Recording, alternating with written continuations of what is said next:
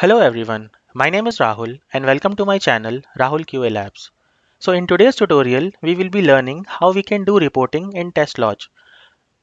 So reporting is a very important part for a software project where you need to get to know the status of your project, how many failures, how many cases passed, and how many defects are raised. So all those things are analyzed with the help of different reports that are provided. So Testlodge gives you a quick glance of your execution status and you can generate the different reports for your project. Okay. So in short, we can say like from creating your projects to writing your tests and running your reports. So Testlodge helps you makes the life of testing professionals a little bit easier. And yes, of course it is. Okay, so let's log into the application.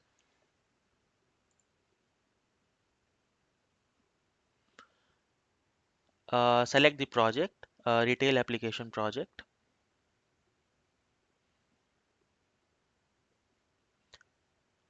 Okay, fine. So now we have to see how we can generate reports for the project, for the test cases or the test suits or the test runs, and how we can track the progress of the project. Okay, so if you click on test runs, there will be two tabs, test run list and another one is reports and charts. So click on reports and charts. So this is how we can see here how the report looks like and how many cases have failed, how many have passed, how many are in no run, and how many are skipped. Okay, so see, these are the different types of reports that are available here.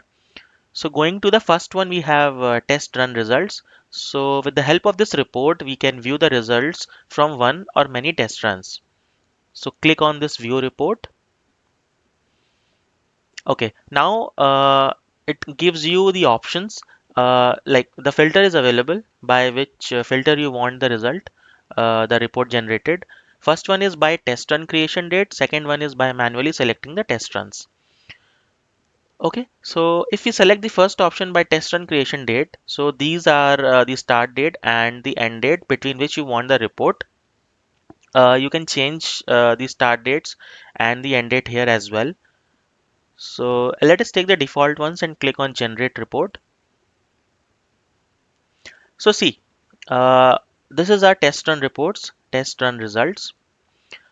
This is the date that it has taken between which it has given you the report. So total number of test cases we have 15, completed ones are 2 and completion rate is 13% along with the pictorial representation in the form of a chart. Okay, now coming down, you will see all the details related to your test cases.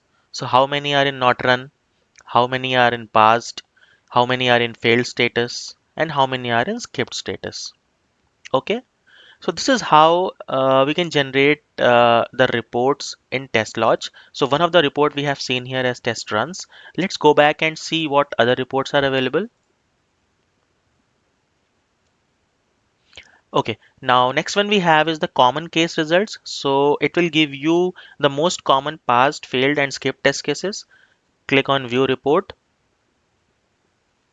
and again it has given you the filter. You can select the test run creation date or you can manually select the test runs. So let us take the second option here. Okay, so by manually selecting the test runs, so we have this run one here. Click on this and click on generate report.